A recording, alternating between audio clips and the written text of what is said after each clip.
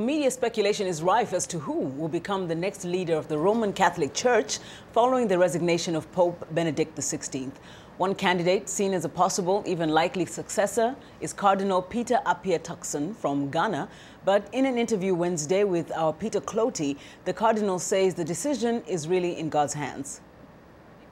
This is the speculation that the press gets into, sometimes a little bit unrealistic.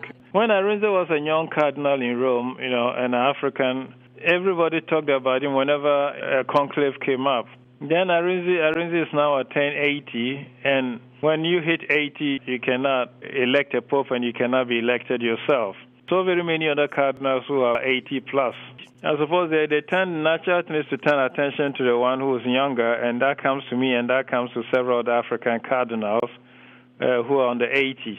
And I respect the right of the media and the press to, speculate about stuff like that, but you can stop people from speculating. The only thing we try to do is probably to guide it a little bit and spy with a certain amount of, truth and correspondence to reality.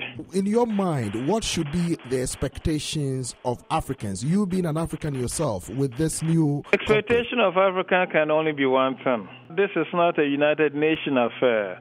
Neither is this an AU affair. It's nothing which is purely political. It's nothing which is purely continental stuff. This is essentially an exercise of the Catholic Church, okay? And it certainly does have influence and, it's widely spread and all of that. But it's essentially a church affair.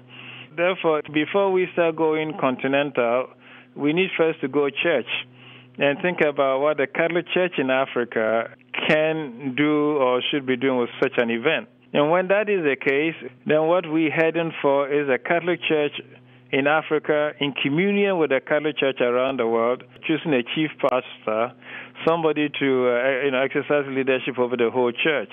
So that essentially is what is at stake. Is the Catholic Church all over the world coming together, to pray and elect a leader or a chief shepherd or a pastor to take care of the whole group.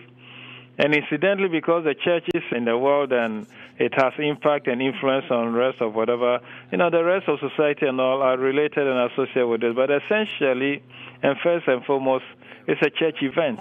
What will be your message to Africans ahead of a new pope being elected? No, I'd say that, the Catholic Church in several places in Africa has proven to be a real leaven in society, trying to contribute its bit to the human development concern of a lot of citizens and populations in Africa. It is trying to provide the accompaniment that it believes it should provide to humanity in its march and walk through history. And so the Catholic Church does stuff like that in several places. Therefore, it is understandable that when the Catholic Church stands before an event like this, the rest of Africa, although not Catholic, should associate with the church and feel with the church. That is understandable. But that was Cardinal Peter Appiah Turkson of Ghana, speaking with VOA's Peter Clottey of Daybreak Africa. Well, the Pope will hold a final public audience at St. Peter's Square on February 27th and then will retire the next day. About 2 weeks later, the cardinals will convene to choose his successor. Officials say the new Pope is expected to be named by Easter.